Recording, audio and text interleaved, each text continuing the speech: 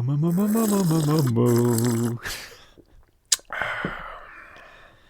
good audio for you to start your edit. Oh, yeah. All right.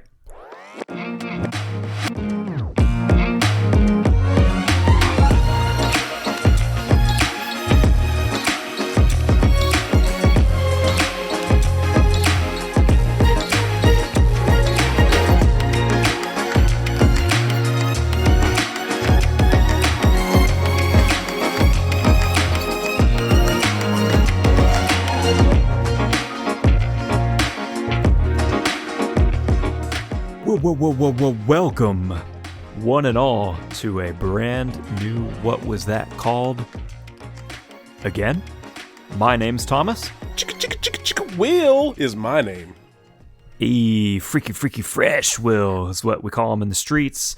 This is a movie podcast, as you can tell, and every single week I select 3 movies and I read their IMDb plot descriptions to Freaky Fresh Will. That's right. Who then has to try to match the plot descriptions with the correct titles. How you feeling today, Will?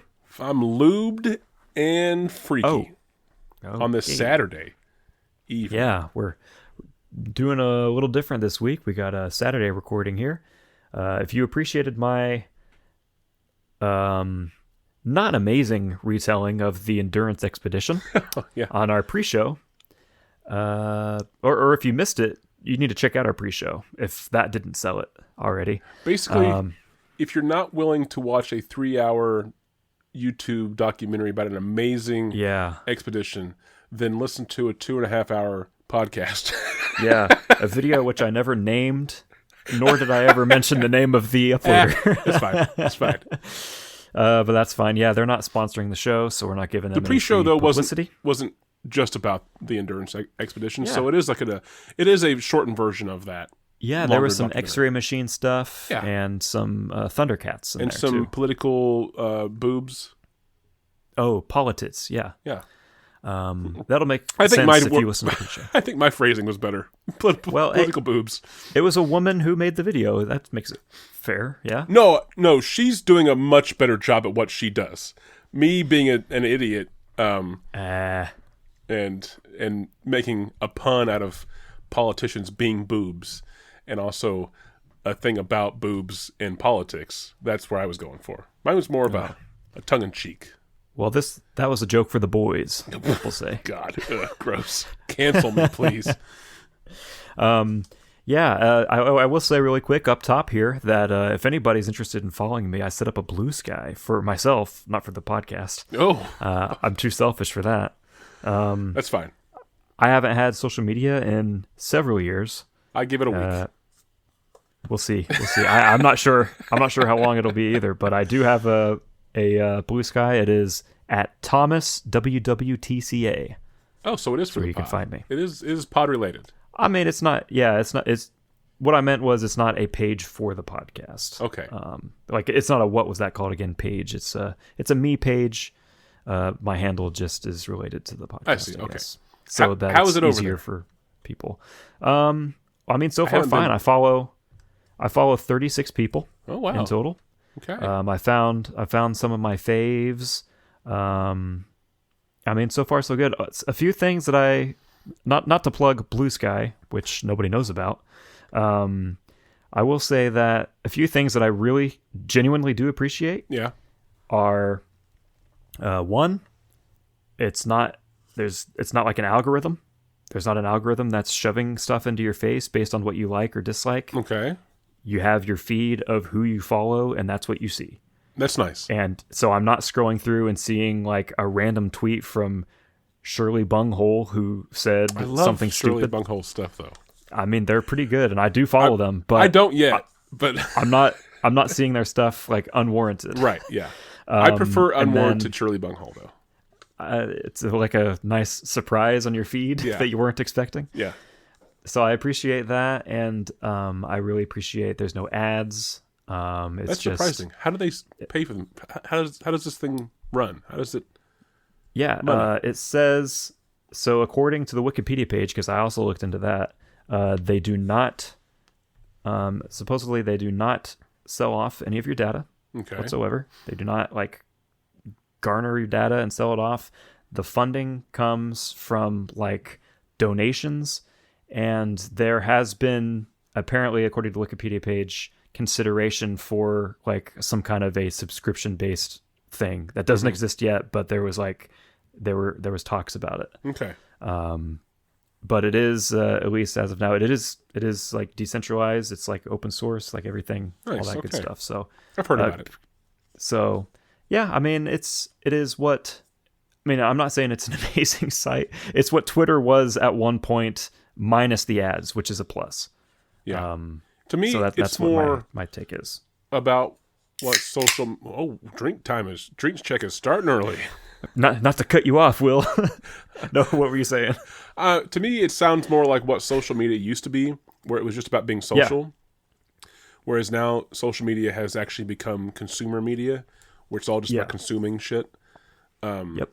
And yeah. Yeah, it's social media is all about like, we can make a bunch of money by running this social media site. I got kicked off of Twitter again for a short bit. No, just like more recently than the recent one that you know about.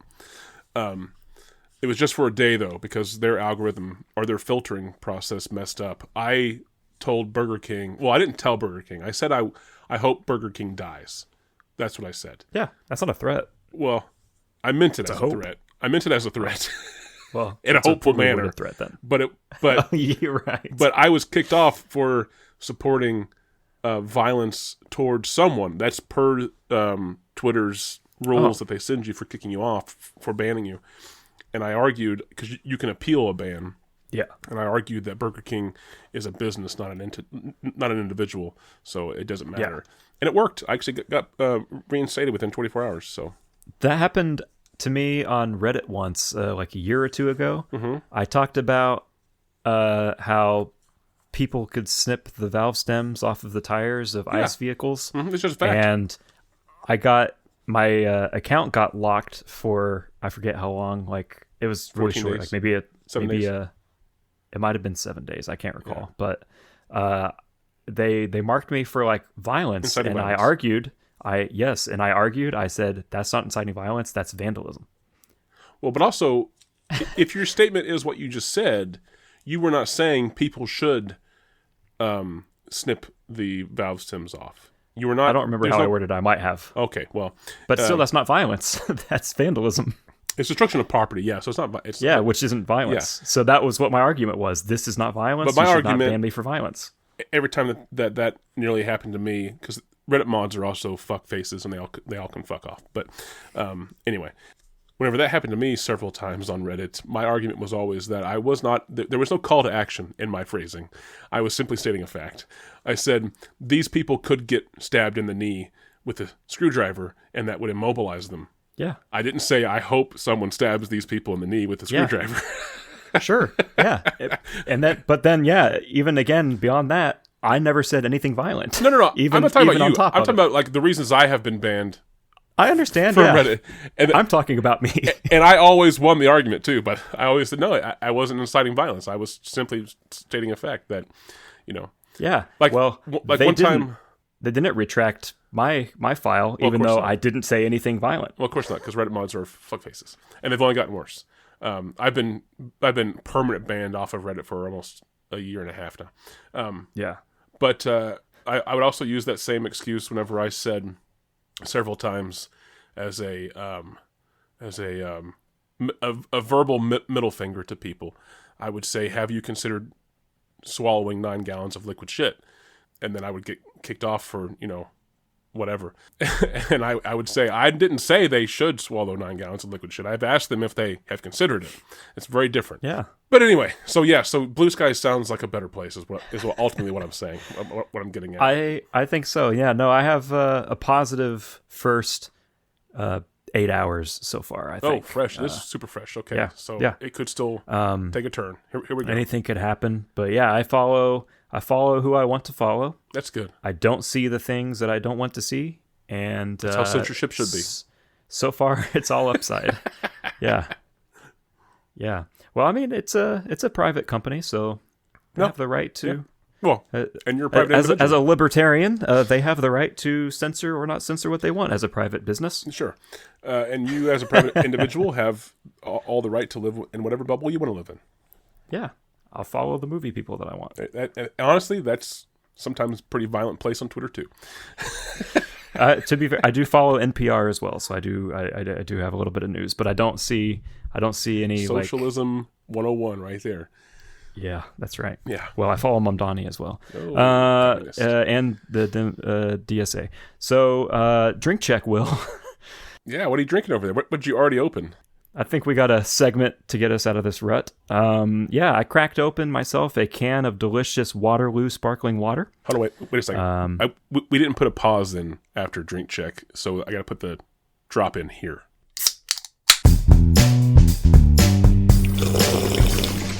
Okay, cool. I love that tune. This is a Waterloo sparkling water. This is strawberry flavored. Waterloo. Naturally flavored with other natural flavors, as per usual. So there we go. Is that from ABBA or is that from Iowa? Yes. Or is there a Waterloo in England? I think so, yeah. Okay, maybe it's that one. And I'm going to guess none of the above. Oh, okay. It's from Waterloo Sparkling Water Corp., Austin, Texas. 78702. Bastards. Okay, Yeah. well, close enough. Ingredients: purified carbonated water, natural flavors. Natural flavors. Who knows? You don't know what that means, and also they don't have to disclose what that means. So. They don't. Nope. It could be, you know that Red 40 is natural flavoring? Anyway, I am drinking something that has natural flavors and natural juices. I'm drinking a mixture, roughly 50-50, of actual pure cherry juice. Oh, it's so good. I don't like cherries. I love cherries. It's a little tart, of course, but I sweeten it with some apple juice. Okay, And now then you're winning in me there- back. What's that? Yeah. And then in there is about a shot and a half of vodka. Oh, well, you lost me again. From the, is it Deep Eddy Vodka Company, which I do also believe is Austin, Texas. So there you go. Hey, we support our boys down south. Well, yeah. I don't know. I hear Austin's turning into a pretty bad place anymore. I'm sure it's cool. Tech bros. It's a cool Tech state, bros at are great. least. Yeah. I wonder why they all moved there. Has nothing to do with taxes and ease of regulation. I'm sure. Not at all. So, Will, I do have a set 3 movies for you today. Oh, really? If you can believe that. Nope. Yeah. On this Saturday? As per usual, on this Saturday. Yeah, I actually I picked these last night, thinking we were going to record last night. I hadn't typed up anything Surprise. before. We didn't. And then, I found out we weren't going to record, so I stopped typing up information, and I thought, I'll do this tomorrow. And then I did. Oh, continuously, and I didn't. I finished typing it up immediately before I logged on here. So Okay. that's what I was doing. No wonder you were late. Yep, late by a couple minutes, but you know what? It's all good. For the record, I'm Because glad I that said he so. agreed to that, because earlier the argument was that he didn't have any contractual obligations. That's true still. That is still damn it. true. Okay, my lawyer's writing up a letter again. I'm just conceding to Defeat. Right. All right, I think I'm ready. I'm fired up. Yeah. I'm excited, I guess. Fired up. Let's see We need what... a drop we need an I'm fired up drop, I think. Just the sound of flames and screaming. It hurts.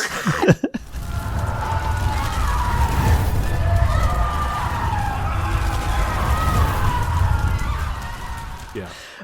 We are going to be going, as per tradition, in chronological order of release, and we're going to be kicking off this journey in the year 1977. 77. Star Wars. I thought that was the Star Wars theme for a second.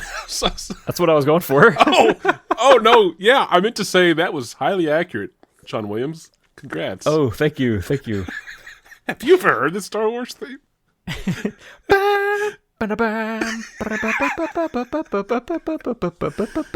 Okay, there it is. Okay, we're now. Yeah, there you go. banned. See?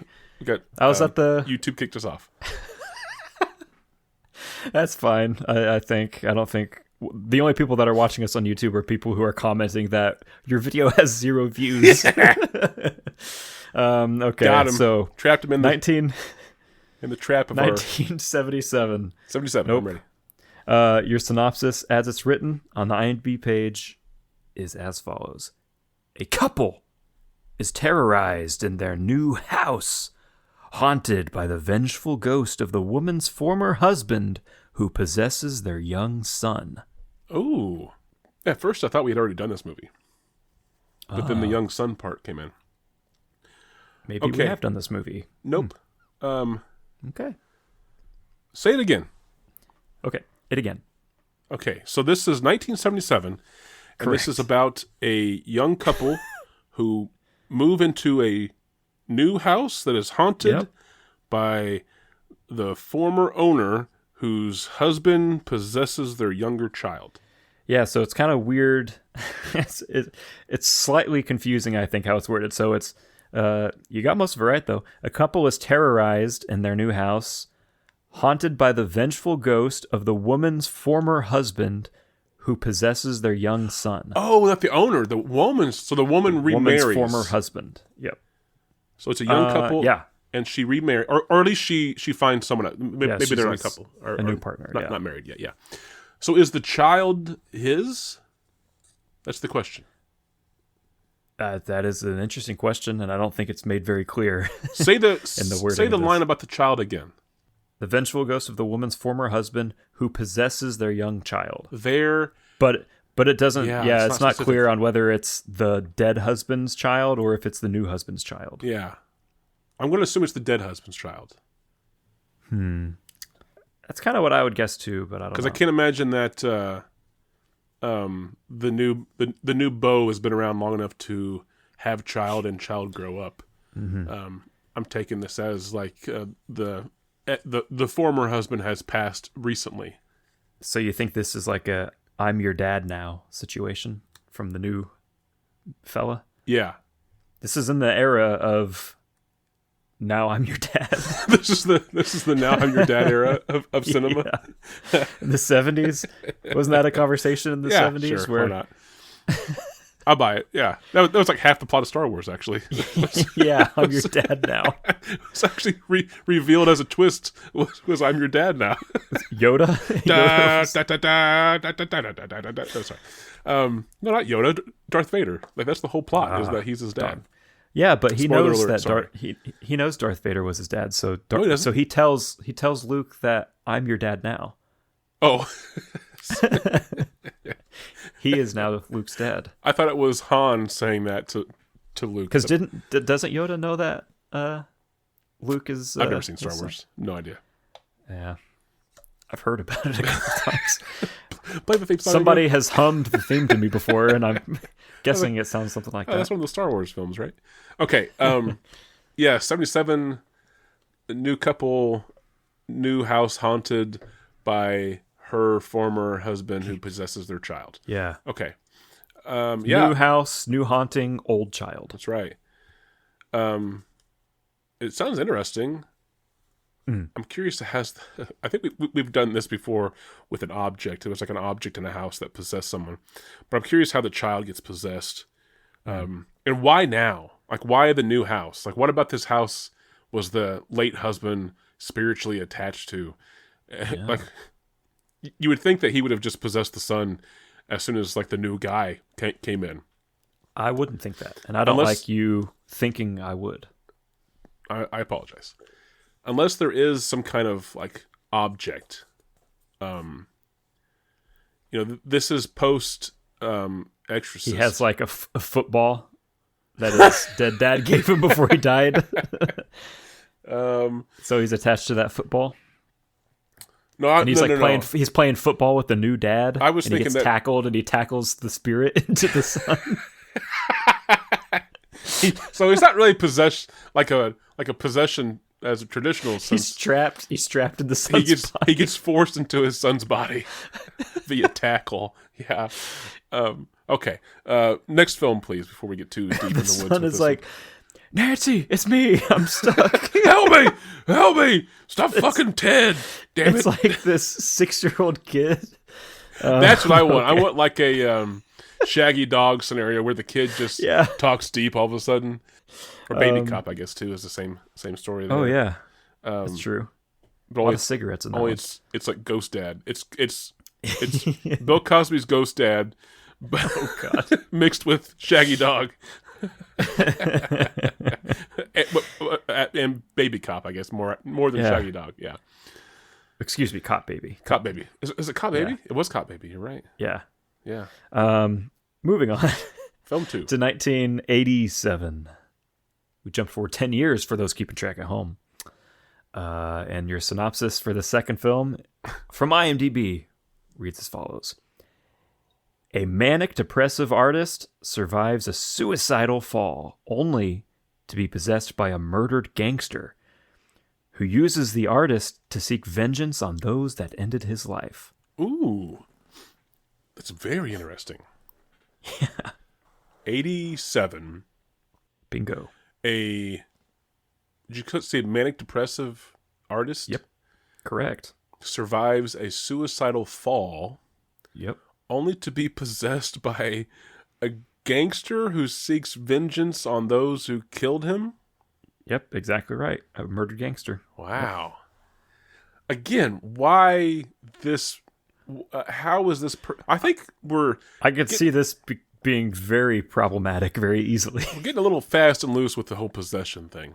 I mean, do we think like this artist jumped off of the same bridge that the mobster was killed under, maybe? Like I'm trying to figure out ahead of time what the... Like what led to these possessions? These possessions seem too easy. Maybe his failed suicide attempt landed in the same spot that this gangster had died, and he like falls, and the gangster's ghost gets that's what I was going to say. It's him. the same thing as like the dad and the tackle. Was exactly. The ghost was there as a cushion. He fell into the ghost, and the ghost had to get pushed into this guy's body. Yeah, that's exactly right. Nancy, it's me, the mobster. Gangster. Yeah, sorry, gangster. Yeah, gangster. Yeah. So he ties a bandana around his head. Yo, Nancy, it's me. That's what I was saying. This movie gets really problematic really quickly with this white man. Is it a white male? I have no idea. I genuinely you're just typecasting a suicidal artist as a white male. Yeah. Okay, that's that's fair. right. Actually, that's really fair. Doesn't sound as interesting as Ghost Dad did before, but I am curious as to how the possession. I don't really like the idea that it's like vengeful. Like why does the dead gangster need to possess someone in order to act out its vengeance? Why can't it just act out its vengeance as like a poltergeist? That's silly. That's why. I guess. Okay. Because ghosts can't do that. Ghosts can't move objects. But they can somehow take over a body. They can infiltrate your mind as a non-demon entity. Okay. Mm-hmm. Well, it's just like in The Conjuring. Patrick Wilson tells us that demons, right? They possess people, not objects. Yeah. And then, 45 minutes later, he tells you that he has a room full of possessed objects. It makes as much sense as that. It does, yeah. But all those objects were once people, though. That's the thing. Yeah, that's true. That's the missing part of it. Yeah. Shit. Also, Ed and Lorraine Warren were all liars. So, okay. And he was cool with children as well. No, yeah. Moving on. Um, Third film, please.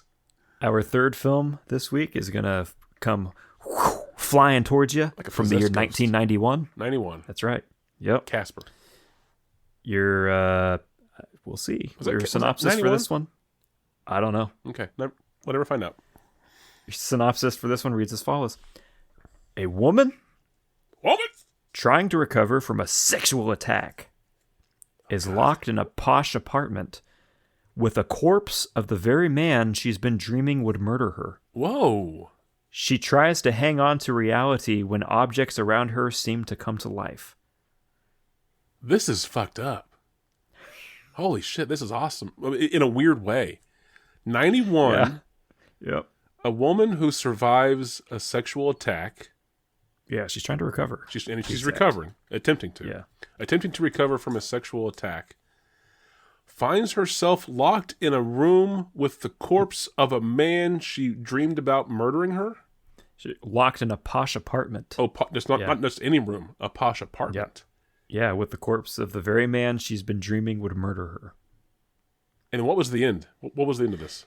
Yeah, so that was the first sentence. The second sentence is she tries to hang on to reality when objects around her seem to come to life. Objects come to life. So this is, whenever you say that, I picture Beauty and the Beast. Me too. Okay. Specifically, yes. I pictured the candelabra. Yeah. And the clock and Chip, the little cup guy. Yeah. Hey, things are going to be all right. Yeah. Why you look so down? Who was that? Was that your Angela? That was the toaster. That was the toaster. That's Brave Little Toaster. That's not. No. In her apartment. It's not Beauty and the Beast. It's Beauty and the Beast. I said it was Beauty and the Beast. Just a very dark version of Beauty and the Beast. Yeah, I mean, sexually. Most of those fucking Disney stories were based off of grim tales that were very violent sometimes. Yeah. Okay. I'm most intrigued by that movie. The 91 film. I could tell. Just because she wakes up in a posh apartment, locked in a posh apartment, with the corpse of the man she dreamed was going to murder her. Yeah. And then, while trying to hang on to reality, objects come to life. Yeah, appear to. Objects around her seem to come to life. To life, okay. Yeah. Wow. Okay. So these all have an element of the supernatural. These all have an element of possession. You can say that those objects maybe are being or maybe it's just like some psychosis, but maybe possession. Okay. And also like violent. There's violence, it seems like, as far as like the dad died, I'm assuming in some horrific way. He didn't just, old age. Got the suicide attempt, and we have the sexual assault. Okay, let me try to recap all these before we get to titles. The first film was from 1977, and this was about a happy couple, a young, happy, newly coupled pair of individuals move into a haunted neighborhood, a new neighborhood, into a haunted home that is haunted potentially by the woman's deceased husband, who then possesses their child. Yeah. I think I remembered most of that. I'll let that slide. Yeah. Okay. You did. You hit the major But I didn't points. miss anything, right? As far as I just added extra words. You added extra, yeah. It doesn't specify that they're a new couple or anything. It I just was says trying couple. to vamp. That's all I was doing. You're good. Okay. I'll count that. Yeah. Okay. The second film was from 1987. Yep. And this was about the manic depressive artist who failed a suicidal fall, survived a suicidal fall, I guess. It was a failure. And is then possessed by a gangster who was murdered and wants to take vengeance out on his killers. Correct. And the third film was from 1991. Yeah. And this is about a woman who survives and is recovering from, or attempting to recover from, a sexual assault. Wakes up locked in a posh apartment next to the corpse of the man she dreamed was going to kill her. And while she tries to hang on to reality, objects around her seemingly come to life. Yeah. Yep. Okay. These all do sound interesting, but that last one really has a extra spice level to it, to the crazy. So I'm curious what the titles are going to be. That's for sure. Alrighty. Well, if you're ready, I'll give you the first one you have to work with this week. I'm ready. Your first title to go off of will be Retribution. Ooh, okay, Retribution. I mean, there are two films that are specifically about getting back at an attacker. No, only really one, because I guess the sexual assault one, she just dreamed that the guy was going to murder her, not necessarily that he ever caused her harm in reality. Yeah. And I mean, I guess the dad could be jealous of his wife, or maybe she like cheated on him with this dude, and then he died. Or maybe she's cheating on this dude, and he's mad. Oh wow, that she's cheating on her new partner. Yeah. Okay. So the only true film that has any kind of vengeful act would be the 87 film. With the gangster seeking vengeance on his killers. Yeah. Retribution. I don't know if that's like...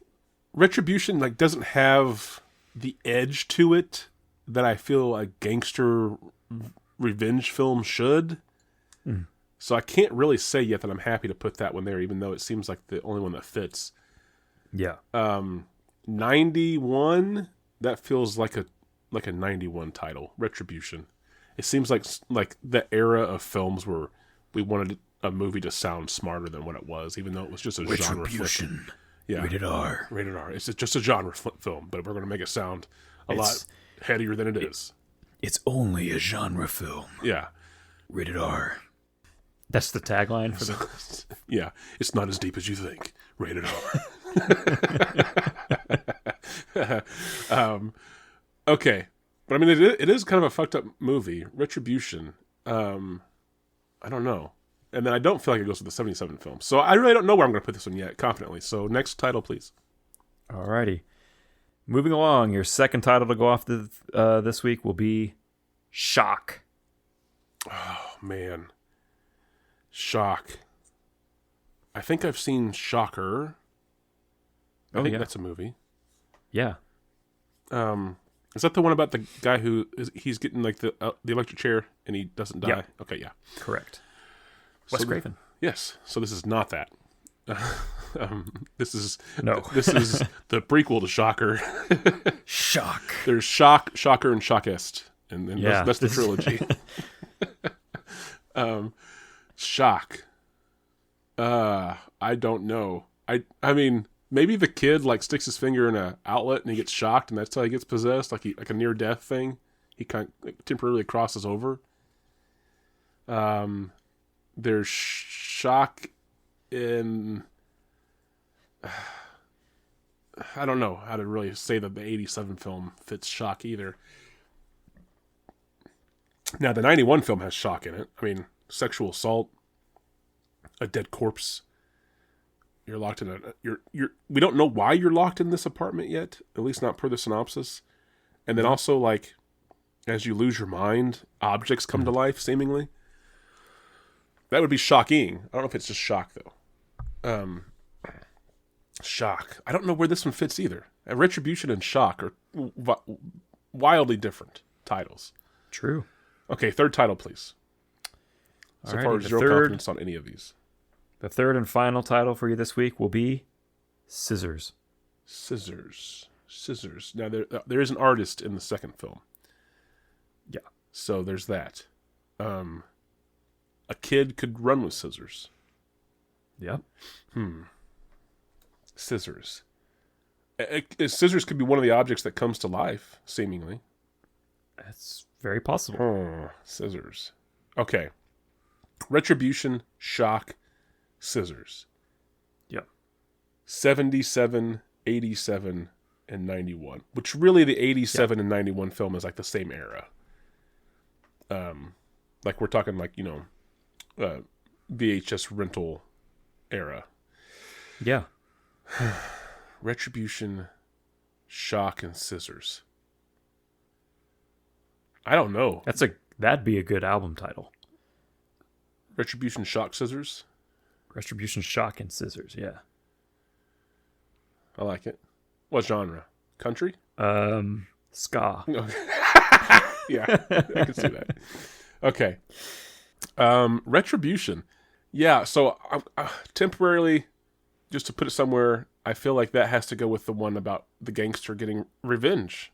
It's the only one that makes sense. but I feel like that also could be a double blind, double bluff. So scissors. That scissors sort of feels familiar. I don't know why. Yeah. Scissors. I'm in shock. Do you have some? How many scissors do you have? Personally? Yeah. They're in your home right now. How many pairs of scissors would you say you have? Does my garage count as my home? Yes. It is attached. Yes. 6. That's a decent number. Are you impressed by my scissor count? Yeah. I have good. And it's not too many. It's not too few. And actually probably more that I don't know about. So it could be 7 or 8, actually. I have one in my kitchen. You're pushing it then. A set of scissors in my kitchen. I have 3 sets of scissors in my toolbox. 2 are the same size. 1 is larger. The 2 that are the same size are small. No, sorry, I have 4 in my toolbox. The 4th set of scissors in my toolbox is for steel or metal. I guess one might call them shears, but they have a scissor action. And then there is a sewing cabinet in my house that I'm sure probably also has a set of scissors in. And then in this room, so how many am I at now? I'm already over 6. In this room I have 1, but they're broken. That's the thing. So they're still scissors, but they don't scissor. Then it counts as 2 separate scissors. Oh, is it 2 separate scissors? All right, so maybe I do have 7 confidently then. So too many scissors. Interesting. Yeah. Scissors. I don't know where to put that one. Scissors. Shock. Shock. Which one sounds more like a VHS title? Shock. I mean, shock. Listen, that 91 film. Whenever you described it, I felt shock. I felt shock. You'll be left in awe.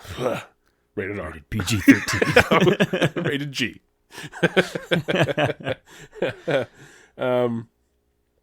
But that would leave scissors for the 77 film. Why? It has to be something like the kid gets hurt and almost dies, maybe. And like that's how he's possessed. Or like there's just a haunted pair of scissors in this house. There's this old old witch's scissors. They're like trying to go to sleep and they hear like down the hallway. Freaky as hell, yeah. I'm pretty sure that a pair of scissors is here somewhere that's broke. I know. Can you hear it? Yeah, I hear it. It's near me. Because I was going to do the sound. Anyway. Yeah. Sorry. I know they're watching me. I can feel it. Oh no. It's over here. Oh, here they are. Yeah. Oh shit. Or here's we have scissors everywhere. Half. Here's a sizz. Oh. This is a sizz. This is not the oars. Yeah. Anyway. 5.5 pairs of scissors. Yeah, that's still a decent amount. Yeah. I'm gonna go with. I feel like you did double blind, double bluff me. Retribution. I was gonna say Retribution is the 87 film because it's the only one that talks about revenge of any kind. But I'm actually gonna say that the wife did cheat on the husband. Ooh. And I'm gonna say that Retribution doesn't feel like a 77 title though. Retribution. Okay, I'm changing it again. Okay. Change before I lock it in. I'm gonna say that Retribution is the 91 film. 91 film. Okay. Yeah, that feels like a 91 title. I don't know why. I'm going to say that Shock is the... This is one of the tougher ones, actually, in at least a week. This is the toughest one in the week. Fair. Shock... I'm going to... Shock... Damn it. I'm trying to... Okay. I'm going to say that the 87 film is Scissors because it's an artist. And that's all I can relate to that. Yeah. Like maybe the art that they do, because I feel like it would be expected for this person to be like a painter or something with a brush. But I'm going to say that this person cuts out figures out of paper with scissors. Or like makes murals using like newspaper clippings. Sure. But there's scissors and there's cutting. Yeah. Yeah. Okay. That would leave Shock as the 1977 film about the couple moving into the neighborhood, and and the husband haunting the woman's child. That's going to be Shock. So Shock, 77. Scissors is the 87 artist's failed suicide, gangster revenge, possession. And then that would leave Retribution as the 91 sexual assault survival attempt, locked posh apartment, murdered corpse guy who I dreamt about, objects coming alive. Final, locking it in. All right. Kicking off our journey in 1977, we have a film from director Mario Bava. This could be why I know one of those titles felt familiar. This could be why. Story and screenplay by Lamberto Bava, Gianfranco Barberi, and there's two more: Alessandro Parenzo and Dardano Sacchetti. I feel like this may have been a movie I watched in the horror history class, or fell asleep through. Based on the novel The Shadow Guest by Hilary Waugh, W-A-U-G-H. That's a better title. This film sits on IMDb with a 6.2 out of 10 from 5,331 ratings. This was Mario Bava's final film he directed. The film was released in the USA as a sequel to the 1974 film Beyond the Door. This was released in the USA as Beyond the Door 2, even though it's not connected to Beyond the Door. But neither of those titles are ones you told me. That's interesting. Correct. And then it's also annoying because IMDb also has it connected to Beyond the Door. Like if you scroll down on the IMDb page for this film, it has like related. Follows Beyond the Door. It actually says it's a sequel. Oh, wow. Yeah. Okay. Though this was the last film Mario Bava made, it was not the last film of his that was released. That honor lies with Rabid Dogs, which was released in 1998. Wow. This film just recently had an Arrow video Blu-ray release. Nice. Which at the time of this recording should be out, I believe, or close to coming out. At the time of recording, it's also streaming on Tubi and Pluto. And the title of this 1977 film is Shock. Wait, did I get it right? No. Yeah, I did? You did, yes. Okay, good. Sorry, I changed so many times in my head before I locked in an answer. I forgot which one it was. Yeah, I had to like make a mental note of the final one you were saying so I could. So I did. Shock. Okay. Damn it. Fuck. Okay, cool. Shock. So, but in the U.S. though, it was released as Beyond the Door 2. Beyond the Door 2. Yeah. Okay, which is I think still a cooler sounding title than Shock. But is there a reason why it was called Shock? I don't know. Okay. I don't have that information. Okay, that's fine. Moving on. Yeah. To 1987. This is a film written and directed by Guy Magar. Wait. M-A-G-A-R. Before we proceed, what did I even call or decide this one would be? Is it Scissors? You said Scissors. Okay, yes. Good. Sorry. I want to be ready for the reveal. This film was co-written by Lee Wasserman. This sits on IMDb at the time of recording with a 5.9 out of 10 from 1,379 ratings. Mm-hmm. The film was originally supposed to get a bigger domestic theatrical release in America, but the studio executive who supported the film was fired and replaced by another person who decided to give this film a more limited theatrical release instead. As a direct result of this, plans for a potential sequel were eventually abandoned altogether, despite the fact that this movie did well in various foreign territories. Interesting. The only other tidbit I really had for you on this one is that it took 3 months to compose the score. 3 months to compose the score. Which seemed to me like a fairly long I suppose composition period for a film. I thought it feels like it might be. Yeah. Just a composer. Because the rest of the trivia that was on here for this was very basic sounding. Like they had 35 days to shoot. It was like just details that are like, this is like watch 3 months actually be the normal for composing a score as well. Yeah, like everybody's like, that's actually quick. Yeah, it's actually quite fast. I feel like I've heard so many stories of like the director talked to the composer and the composer only had like 3 weeks. Yeah. Or fucking And they like 3 weeks, spit not out this 3 months. amazing piece of Yeah. work. Yeah. That's what I feel like I've always heard. But maybe 3 months is the standard. But So all who just knows? like standard I definitely don't. filmmaking trivia. Yeah, it's just like, okay, it was a very basic production. It was actually really smooth. Like nothing This was crazy happened. the most average production that there's ever been. Average budget. Yeah. This film, at the time of recording, is available to rent on Prime or from scarecrowvideo.org. And the title of this film from 1987 is Retribution. Ah, damn it. I mean, that makes the most sense. I just thought you were trying to get me with that title. That's okay. Retribution. Yeah. That leaves 1991 to be Scissors. This is written and directed by Frank DeFelitta. Okay. Based on a story by Joyce Selznick, who was the niece That sounds familiar. of David O. Selznick. Okay. That's right. The movie mogul, producer, like major player back in like old Hollywood. Mm-hmm. This film stars Sharon Stone, Oh, okay.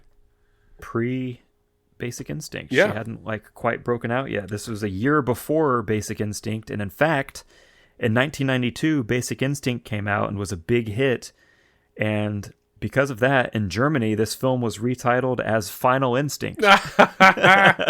That's great. The script was written originally to be an episode of Alfred Hitchcock Presents. Oh, fascinating. Co-writer of the script, Frank DeFelitta, expanded that unsold and unmade screenplay, and it became his last credit as a director. This film was available to rent on Prime, and the title of it, as I said, was Scissors, 1991. Okay. Have you seen any of these? I have not seen any of these. I was going to ask how the Scissors title is, like if it's the thing. All right. Do you have any more? Do we have any tags or any quotes? Well, since you asked, Will, let's go into a tag me. Tag me. Tag me.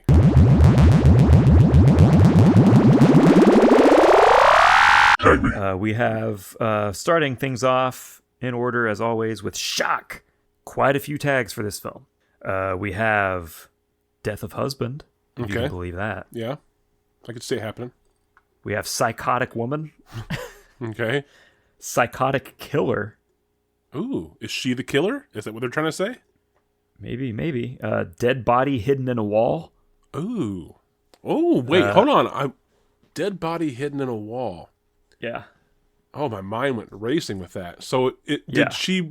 did she or did someone put the dead husband in the wall and then they moved houses and went somewhere else? Or And then the new partner is like, oh, but I love this house. yeah, she's like, no, we got to move somewhere else. Or is the new house, does it have a dead body in the wall? And whose is it? And the dead husband is possessing the son to tell the others that there's a corpse in the wall. That's not his. Maybe. Or that's kind of like The Haunting in Connecticut, isn't it? Yeah, a little bit. Or did someone murder the dad? Yeah.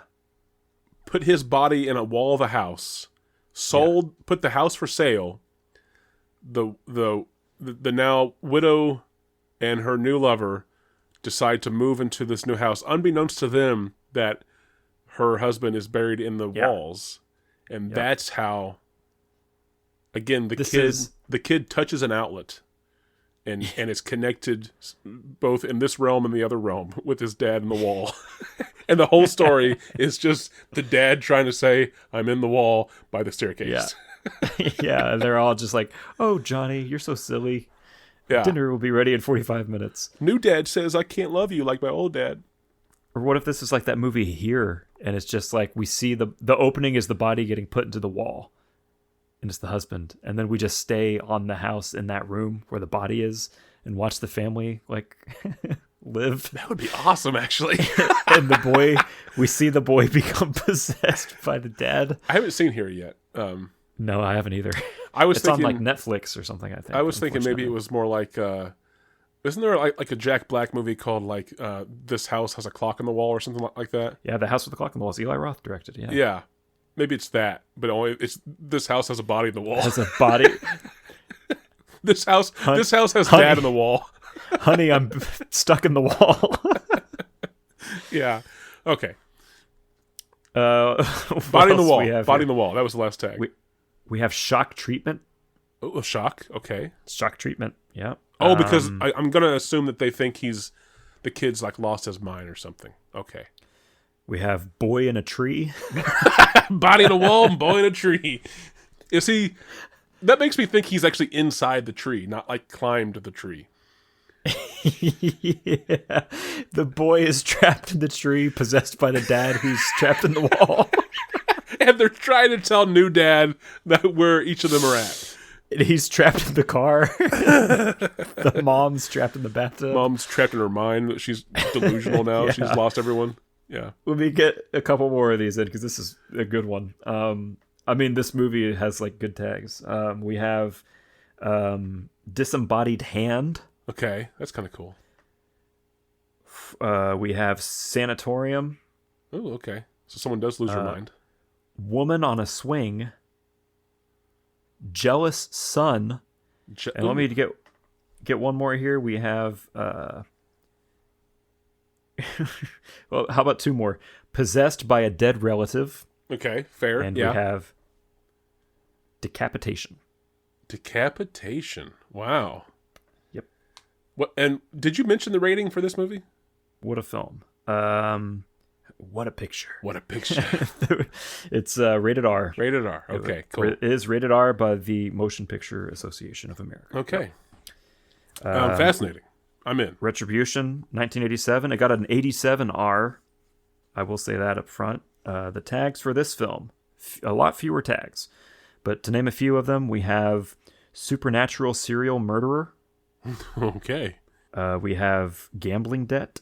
That's less evocative of a reaction. Not quite as cool.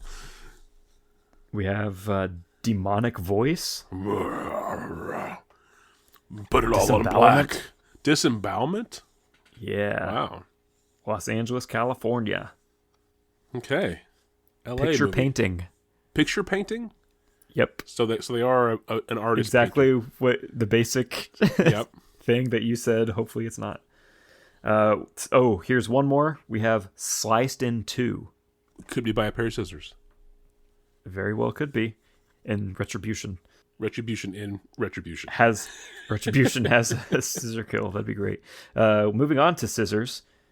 1991. This has got a 91R rating. So 3 rated R films this week. The tags for this film, we have Twin. Oh, Twin. Yeah. Didn't see that coming. I didn't either. We have Wheelchair. Okay. Seduction Game. Yeah, okay. Scissors as Weapon. Let's end with one more. Let's get Childhood Flashback. Oh, okay, one more now. Actor playing dual role. Also interesting. Yeah, there we go. 421 titles have that tag. Little fun fact for the listeners. That was very fun and factual. And we can move on now to a quote time. This is where I read a quote from the IMDb page, one of these films, in the style of Will's choosing, and then he tries to guess which film the quote came from. I want your best impression of a body in a wall. Okay. No emotions. You can choose your own all right, motivation here. Yeah. Body in the wall. All right, and here is your quote. There's nothing worse for a marriage than sending a husband off without his coffee. Bravo. I like that. I felt like it was drywall. Maybe some wallpaper on there too. Yeah. Okay, let me try to see if I can figure out what you said. There's something worse than sending a husband off without his coffee. Yeah, there's nothing worse for a marriage than sending a husband off without his coffee. I think I fucking nailed the movie then, and possibly the character. I think this is Shock. From Shock. This comes from the film Shock. Nice. As delivered by John Steiner as Bruno Baldini. Bruno Baldini. Bruno Baldini. I'm Bruno Baldini. I'm going to be in a body in a wall later. I'm trapped in the wall.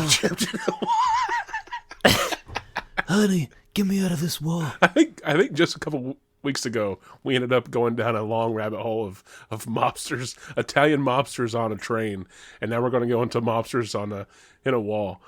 Mobsters in a wall. Mobsters in a wall. That's my sequel to this movie, Mobsters in a Wall. We're going to combine this and Retribution. Yeah. Mobsters in a wall. Mobsters in a wall.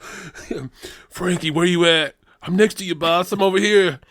You're in this wall too, Frankie? Yeah, boss. Hey, did you bring the cannoli with you or what? I tried, but it wouldn't fit. Ah, fuck you. It's just the camera's just looking at a wall the whole time. Okay. This is basically the movie Wise Guys, I think. It's exactly that. From the perspective of a wall. We just don't ever move. Danny DeVito in the wall. Yeah, we just lock down the camera. It's here in Wise Guys. From the perspective of the wall. It's the wall. It's the wall behind the St. Valentine's Day massacre that Capone and all his guys stood against. Yeah. It's that wall's perspective of what happened. The body is behind the camera. Like we are the wall looking out into the room. Yeah. Yeah. I'm into that. The whole time. So the whole movie is just that wall and the events leading up to Capone and his gang coming in and then the aftermath. And we hear the up-close mumblings of the body within the wall. So the voices of the gangsters in the room are quieter than the body that's behind the camera. You hear like it's getting really hot in here. Yeah. Like really loudly. Yeah. And like not mic'd, so it's just like in the room. It's like room tone level, you know? Yeah. Okay. How do we think the body in the wall thing? I think we already started to go down that path. Do we want to agree that it's the dad, or is it someone else? Is it another body? Yeah, we'll say it's the dad. I'll say it's the dad, yeah. It is that in the old house or the new house? That is in the new house. Okay, it is in the new house. Okay, so how did it get into the new house? So this house has been empty for 3 years. Okay, so how old is the kid first? Is he also 3, or is it like he's like 5?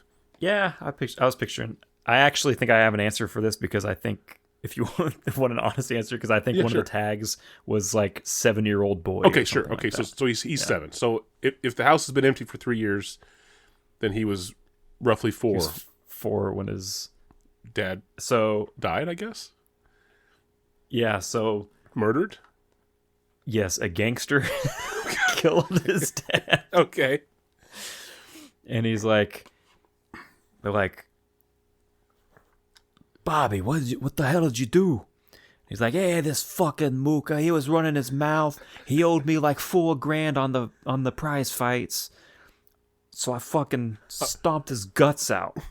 I put him in the wall. I put him in the fucking wall in that abandoned house up on Archer. I picture these guys like you know how mobsters always have some like day job, right? Like they're sanitation workers or they're whatever, right? I picture these guys being like contractors, like they're plumbers or they're some kind of housing construction thing. Yeah, I know that they've been trying to sell that house for the last 28 months. The one we renovated? That one? No, the one next to that one. Oh, okay. So you went next door and put a body on the wall? Hey, who's gonna stop me? I didn't want it to mess up the paint job. So I'll tell you what I did. All right, I ripped that wall to pieces right there in the living room. I stuffed the body in a fucking bag. I stood it up within the drywall. I recovered it. I did it all again. Did it all nice and pretty. Nobody knows a fucking thing. Match the paint. Perfect. The perfect cover up. So hold on a second. I just had an idea. So we're under the assumption that the dad was killed and then walled up. Yeah. What if he was murdered behind the wall? His whole life has been inside of this house. So I'm saying that like he was bound, he was like tied up. Yeah. Duct tape over his mouth or whatever. And then he was put in this wall. Yeah. And they plastered over it, painted it, wallpaper, whatever. You can't tell he's there. But he's bound behind it. And then like the moving crew comes in, or like the decorators come in or whatever, and they decide to like hang a picture on this wall, and they fucking like drive a nail right through his forehead. It's like there's some resistance here. Like, is there? Are you? Did you hear something? Did I hit a stud? Yeah. no, his hands are tied at his side, so he can't. No, that's the guy hammering. The guy hammering at you. Look, each hit is oh. Well, I figured it like one hit through his skull, but yeah, I could see it like slowly piercing, like he's having like how you like hang a picture and you hit the nail and it sometimes goes sideways a little bit, so you can like pull it back out again and like re-hit it, or that's the whole. So it takes like 2 or 3 minutes to get this nail. Oh.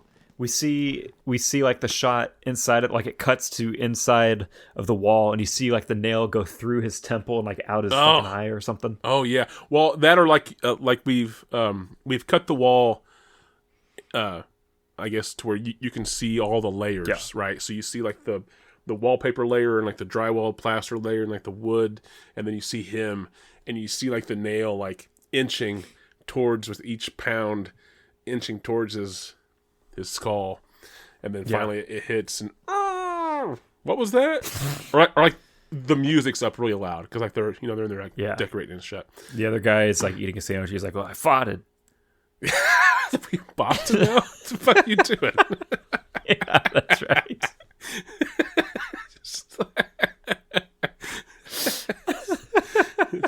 The parody to Departed is "I fought it." It's fucking Matt Damon. Yeah. Okay. So I like that visual. That's pretty gruesome. But the question is still remaining. How does the possession happen? Wait, the nail, it doesn't kill him. Like it goes in enough and we see like the blood trickle down and he's like in a lot of pain.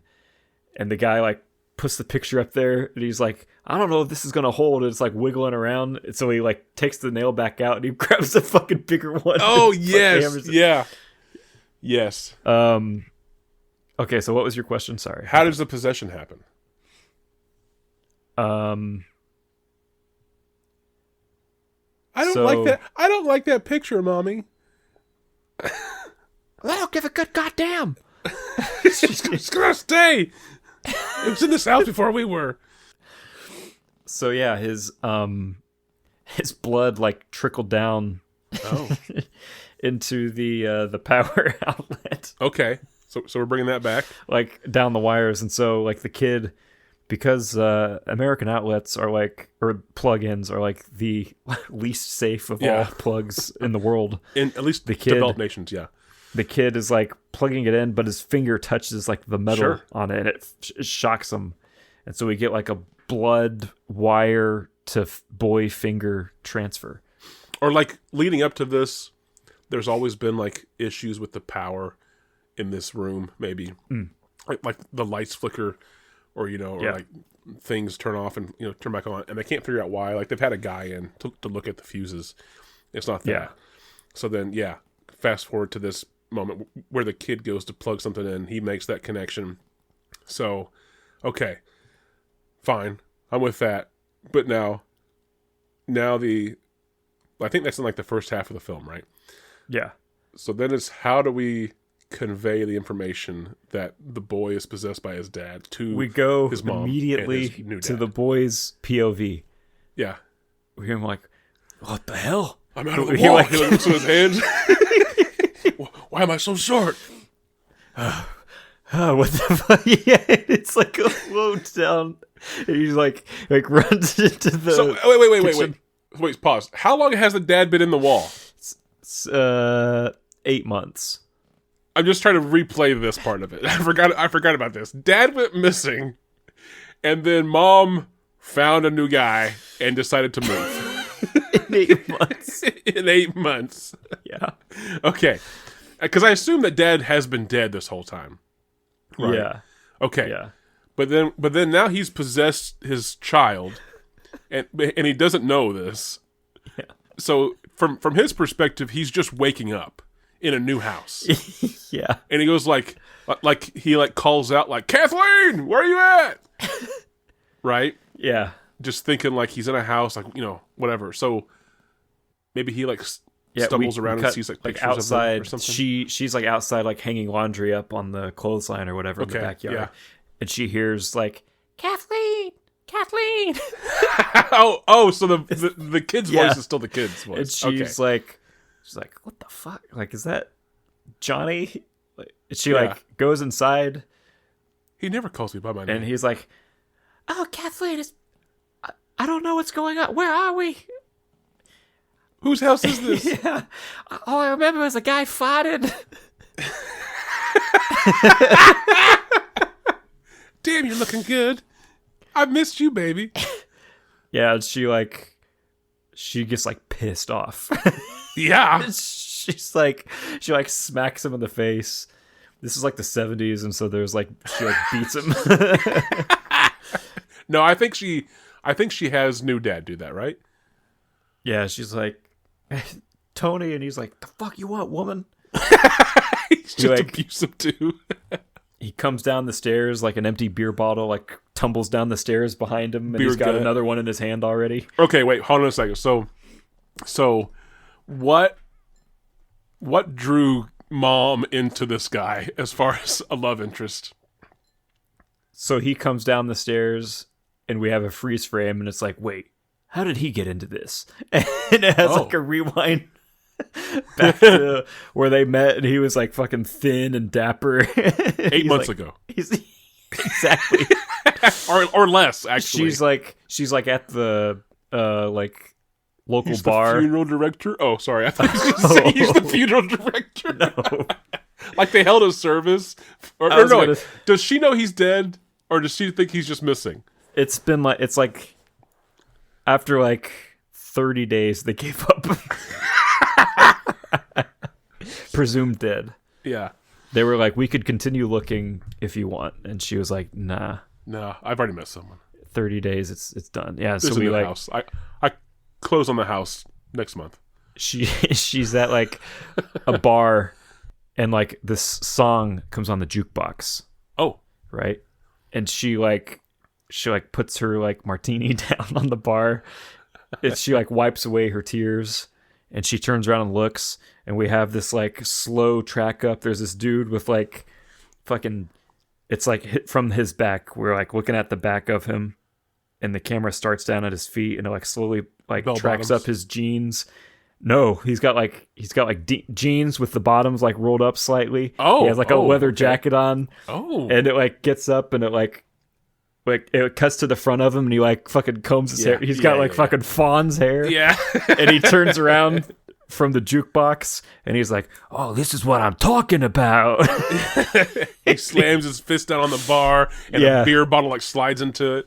He grabs the pull cue, fucking breaks the rack. Every ball goes into every pocket. Everyone's like, yeah, Tony, yeah. He like does a spin with the cue stick, and he's like, all right, ain't no thing. And then he like walks over to the bar, and he's like, hit me up with a brewski there, Jack. And the bartender's like, he's like, it's always on the house. And he slides one to him. The whole time, Catherine or Kathleen or whatever her name was is just like oogling him, like just jaw open, jaw dropped, and he looks over at her. He's like, hey, how you doing, toots? And everybody in the bar like gasps, and you hear people like, he's never talked to a woman before. Ever. We've never seen him. He never acknowledged like all the women want him, and he never goes for any of them. And she's like, they're all whispering this whole like long exposition about this guy. Word for word. That's what they're saying. I've never seen him go for a woman before. He never really talks to anybody. We have like a slow push in on the bartender who like slings the rag over his shoulder. He like crosses his arms and shakes his head. And he's just like, Tony. Tony. And she's like, she's like, this is too soon. And he just like, shh. He uses the pull cue to like against her lips. Yeah, he just goes, shh. It's never too soon. And then he like he plants one on her, and the whole bar like applauds. Yeah. And then it just like cuts to them getting married. And she's like, it like cuts to her saying, I do. And then it cuts to him going, you're goddamn right I do. And they kiss. I thought you were going to say, you're goddamn right you do. Yeah. Yeah. And then it dissolves to right now. No, wait, hold on. There's a whole thing where he got fat and like, and no, okay. we don't know. It just dissolves to now, and he's fucking got a gun. He's got a beard in his hand. He's disheveled. He looks like it's a different actor. Yeah, it's a completely different character for the same. Yeah, and she's like, Tony, discipline your child, and he's like, hey, that little bastard ain't mine, and he's like spits on his head, and she's that little cum stain ain't mine. and she's like, you gotta put. He shouldn't be calling me by my name, and he's like, what? And then he like puts his beer down, and he's like, the fuck you call your mom by her fucking mom. By her fucking mom. He fucking takes his belt off and like fucking beats the shit out of this kid. Meanwhile, we cut back to the kid's the POV dad's... again. Like it's the kid's POV, and he's like, "Oh my god, yeah, who the fuck is this guy? What is this?" Yeah, but we hear the kid say that. Who the fuck is this guy? And he's like, "Yeah, that's better." And he grabs his beer again and goes back upstairs. You're damn right. Who the fuck am I? So where does it go? So the dad is like, "What the fuck is happening?" Yeah. Some guy came down, beat my ass. My own wife doesn't recognize him for some reason. Yeah, he's like, "Wait a minute." He like goes to use the bathroom, and he like sees his little Willie, and he's like, "Wait a tick! Like, what the hell happened?" And he finally, for some reason, for the first time, he looks in the mirror. And he does like a Home Alone, like, ah! Is he tall enough at 7 to see the mirror? Like on his tippy toes, yeah. Okay, yeah. So he sees that he's his son. Does he recognize his son? Yeah. He must, right? Yes. I mean, he was only 4, I guess, whenever he died. But it's been 8 months. Yeah. Okay, but still, so is there ever a time though that the mom and new dad,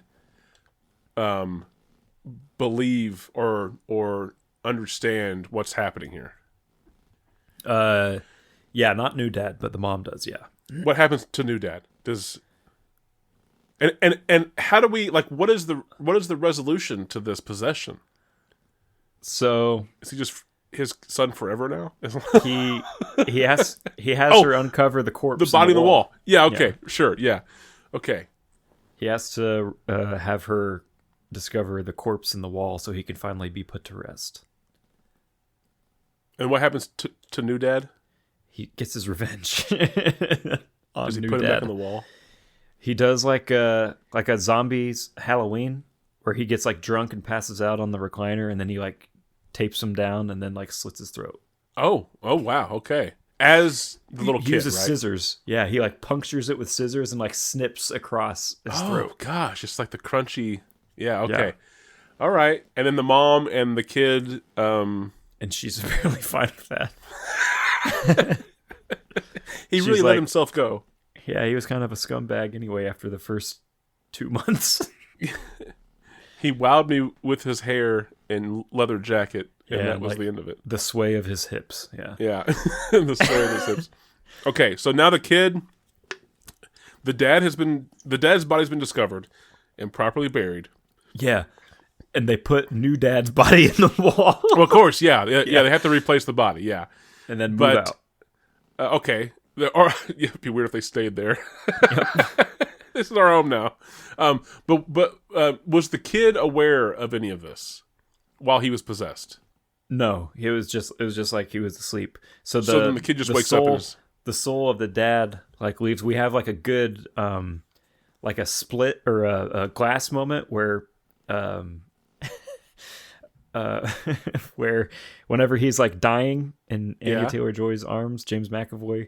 And he's like going through the different characters. Oh, yes. So we have that. So it's like the dad, and he like finally disappears, and we have like the kid's face like subtly changes. Yes. And he's like, "What, Mama?" Yeah. Why are you crying? Yeah. Okay. And then we also steal from signs, and he's like, "Did somebody save me?" And she's like, "Yeah, I think someone did." Yeah. Swing away, Tony. Swing away. And then like the camera pulls out and there's just like a open, not even completely buried grave. So we're at the cemetery. Yeah. Yeah, that's where this happens. And then the kid like glances over at the gravestone and sees that it's his dad's name. Yeah. And he goes, like, where was he? Then I'm trying to think if like we tie it back to the title. The mom goes like, he was in our walls all the time. Or like he was behind that painting that you hated. Yeah, your hatred of that painting is what freed his soul. and then credits, post-credit scene, the kid grows up to be like an art critic. Like he just yeah. And then it sets up the artist who tries to commit suicide because he gave him a bad review. Oh shit, they're all in the same universe? He like rejected his like painting from the exhibit or whatever. And these gangsters are the same gangsters that killed the original dad. Yeah. Yeah. Okay. And then how do we tie it into the last one? Just for fun. The mob boss or the head gangster that killed the gangster that ends up possessing the artist. Yeah. That gangster is the dead corpse in the room of the posh apartment. There we go. So this is our universe. So is it completely unrelated, the person that put her in the posh apartment? Oh, no, the posh apartment is owned by the art critic that was the kid. Oh, so he put her in there? Yes. For his sick game? For his sick ways. he can't find any art that appeals to him. So he like speaks to her via intercom. Like he has the whole time. He's like watching her and he speaks to her with intercoms and he's like not in there. Yeah. She's like, "Why are you doing this?" And he's like, "I had a fucked up childhood. My dad was in a wall. My dad was in a wall, then he was in me." Whoa, I mean, he possessed me, is what I mean. And my mom told me that whenever I hated a painting, that's what saved my dad. So here we are. So now I need you to hate something enough to save yourself. Oh, I love that, actually. She's like, "What?" And he's like, "You figure it out." So it's not about having like a zest for life or like a need to survive. It's like, I need you to hate something. Yeah. I've put the body of the man you've dreamt of killing you in here. And we could call it like The Critic. That could be like the name of the movie. So it's like Saul, but instead of like, wanting to like, survive, it's like, I need you to hate something. You need to use your hate. I need you to actually don't just hate something to appease me. I need you to actually hate something with every fiber of your being. Do it. I don't understand. The clock's already started. You have T-minus 14 hours. 14 hours to hate. I have set up your television fully equipped with only Netflix. What do you hate the most? And she's like, I don't really like chocolate. And he's like, no, that's not good enough. I need you to actually, what do you hate? I hate violence. No, that doesn't work. Everyone hates violence. You don't actually hate violence. You actually use violence all the time. You just don't realize it. You hate whenever others use it. I don't hate anything. Too bad. That's why you're here. 13 hours left. Click. Yeah. And are you still there? So no, she's just a click. So she. Great joke. Always works. So she's locked in the room with the thing, or with the corpse of the guy who she dreamt about murdering her. Yep. Mobster. And she's also been sexually assaulted. And Yeah. she can't hate something. She doesn't know. She doesn't actually truly hate. She's too. Yeah. Like she's too forgiving, maybe, or she's too. So he's trying to teach her, like, you gotta hate. You gotta hate something. I give you the corpse of the guy who you dreamed about murdering you. What do you hate? She's like, I don't know how that correlates. Shut up. I had a dream about him, but he didn't really actually do anything to me in real life. This is my game. Yeah, I like it. Click. Just... Damn it, now I hate you. And he like gasses her to death. So his whole goal is just to make people hate something. Yeah. Before he decides to hate them. Well, and for it not can't fulfilling be their hate. It can't be like a whole group of things. It can't be like I hate board games, or I hate I hate horror films, or I hate this race of people. It has to be a specific thing. You have to hate it with your entire soul, not just out of trying to appease him. That could be interesting. Hate is powerful. We could steal. There's already been a movie with this title, but we could use it. It's just called The Hate You Give. Oh. Yeah. The Hate You Give Too. Yeah, The Hate You Give Too. Yeah. But it's T.O. T.O. The Hate You Give To.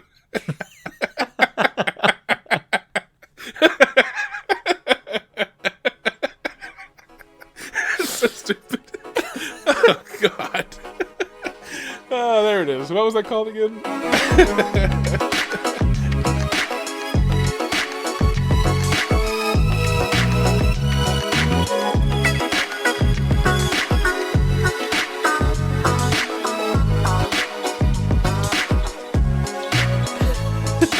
The Hate You Give To. So it sounds like a sequel, but we're really like, no. There's absolutely no relation to The Hate You Give. Yeah. It's really about the hate you give to. The hate you give to something that's going to save you. Yeah, that's great.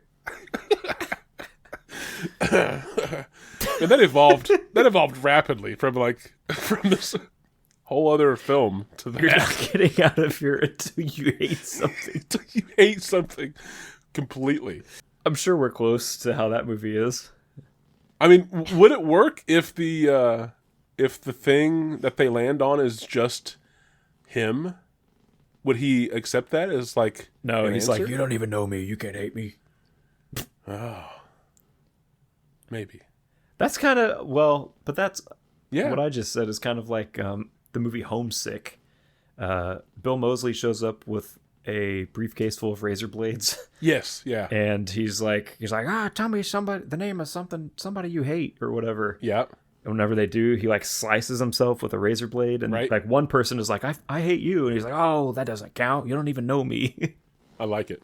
Yes, but how does he decipher, or like how does he decide like your hate is sufficient enough for me to allow you? That's to true. That's get a out good of question.